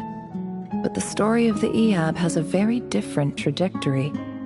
Others grew weak, but you grew strong, beginning in obscurity and moving to prosperity. You're the only ones who defied the trend. Huh. So, you do know who you're dealing with? This well is the perfect symbol of your strength, is it not? It used to belong to the Unut, but it looks like you have control over it now. You're not wrong. But I'm sure you didn't come all this way just to flatter us. Of course not. I came to bring you some very good news. Some information that recently came to light, which might just be your ticket to freedom. Records uncovered by the Vahumana Darshan show that a certain well currently under Iab control is built on top of some ancient ruins. These ruins are of great archaeological interest to the Academia. I checked the map carefully on my way over here, and I'm confident that this is the well in question. The Academia is offering 50 million mora in return for excavation rights. 50 million? No, wait. If these ruins are as important as you say, 50 million's a little low, don't you think? Don't get greedy, Iab. We know far more than you think. We know that you seized this well by force. Wasn't that the first step in your rise to power? To drive away the Unut and steal their water supply? So what if it was?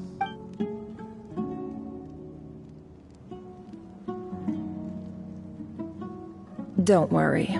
As unscrupulous as it was, it's something we're willing to overlook. The Academia is only interested in dealing with the de facto power holders in the region. I hope I am making myself clear. And I hope your words are the truth. If I find out the Academia is trying to play me, I'll hunt down every one of your people and make you watch as I cut their heads off one by one. I assure you, Chief, that would not be in your long-term interests. You don't want to make an enemy of the Academia. You see how I'm dressed, don't you? I appreciate that you've never been to the rainforest, but surely even you recognize an ambassador's attire when you see it. And what does a barbarian like you have to lose anyway? You really think the Sumeru Academia would bother to come all this way just to lie to you? We have more important things to worry about. All right, I take your point. The Academia is the highest authority in the land. I'm sure you're trustworthy people. In that case, we have a deal. We will sell you the excavation rights. I'd like to thank you, Ambassador. This is good news indeed. Excellent news. In fact, it calls for a celebration. Would you do us the honor of staying a while and enjoying some Eab hospitality? Gladly. I am partial to wine myself, and I trust you are as well, so let's indulge in a few drinks together. In celebration of this momentous occasion.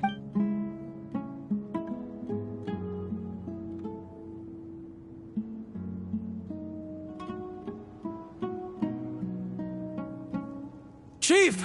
Chief, it's an emergency! It's the Unut. They've taken the well. What? Well, don't just stand there. Take it back. Yes, Chief. I have every confidence in the Eab's military superiority, and yet... What is it? The Unut's response was alarmingly fast. The day after we reach a deal, they seize the well. This can't be a coincidence. Perhaps there is a traitor in your midst. I don't think so. I am obliged to remind you, Chief, that the Academia will only deal with the de facto power holders. If you cannot regain control over the well, I'm afraid you won't see a single mora of that 50 million. No! Please, Ambassador, just give me some time. I swear the Unut will not get away with this. That well is ours. And so is the mora. Glad to hear it. I will wait here for an update. If there is a traitor, I will find them. In the meantime, make yourself at home. I'll report back as soon as I have an update. Much obliged. Wow. All it took was a few words and I've got him wrapped around my finger. Rather negotiate with our tribe instead of the Eab, yes? The Eab are ruthless murderers who don't listen to reason. And now they have the gall to interfere in our research projects in the desert region. So let me ask you, Chief. If you were the Academia, what would you do? Kill them all, of course. Precisely. The Academia does not tolerate those who stand in our way.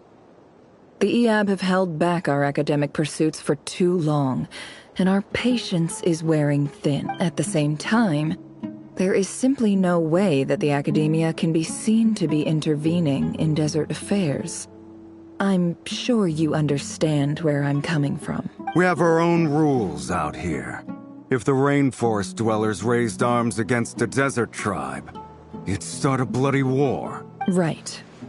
We can't confront them ourselves, but we can support their enemies. The Unut have always had strained relations with the Eab, which makes you our natural allies. Natural allies? Weren't the Eab your allies once? You were quick to send them after us to protect your interests back when we stole that water. And now look at you. You're at each other's throats. Let me be clear. The Academia wishes to collaborate with the legally recognized rulers of the desert in this matter. We are asking for excavation rights to that well, and our offer is 50 million mora. Say no more. I believe we have an understanding. Good. Then I suggest you get to work. Get us access to that well, and the mora's yours. You see, Dad? Lying is easy when you know how. People will believe anything.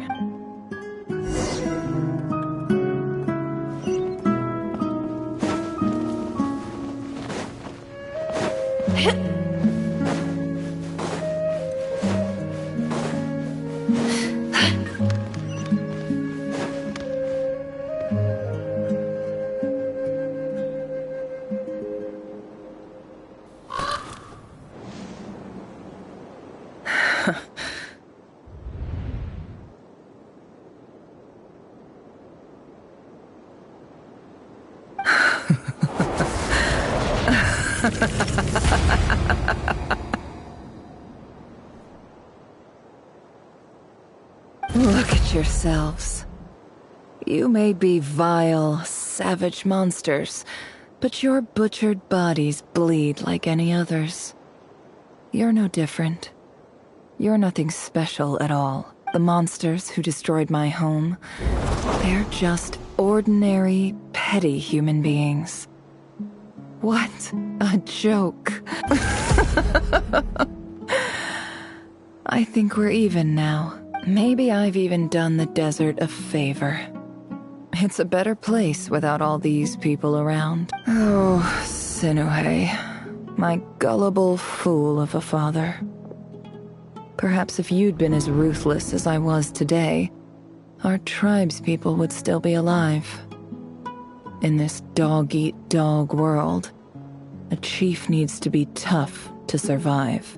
But you couldn't do what had to be done. So I did it for you. Nefer, it's okay. All of this is in the past now. I believe I remember you promising to remain silent. Yeah, but even so... Yehoda, is there anything you can do to ease the tension? Alright, time for a sharp turn onto a completely different topic. So, anyway, that's enough of that. When are we getting out of this place? Feels like we've been walking forever. I'm getting pretty tired. Oh, Alma, you tired? Yes. If we can find somewhere to sit down, I could certainly do with a rest. It's not far now. There should be a temple just up ahead. Yes. Really? A temple? That's where this story ends? I guess that's how things go in the desert. Desert dwellers can never escape their destiny. Or so everyone says. I never wanted to believe it, but looking back now, I'm as desert as they come. You mentioned a temple. What's waiting for us there? My biggest trade secret of all. Ah. Then I'm guessing it's where you got your power from. The power to peer into other people's minds.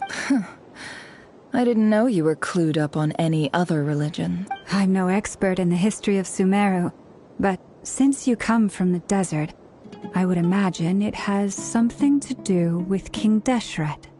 Sounds impressive. Oh, I know who you mean. General Mahamatra Sino. The spirit of Hermanubis dwells within him. That's Boss Neff for ya. She knows everything. Sino's hardly a figure of obscurity, but I know about Sethos too. What about him? Is he a big deal or something? Well, he's not a small deal, let's put it that way. Please, this is the bare bone basics. Save the flattery. Thanks for your patience, everyone. I'm sure it's been a lot to take in. With any luck, that's our exit just up ahead.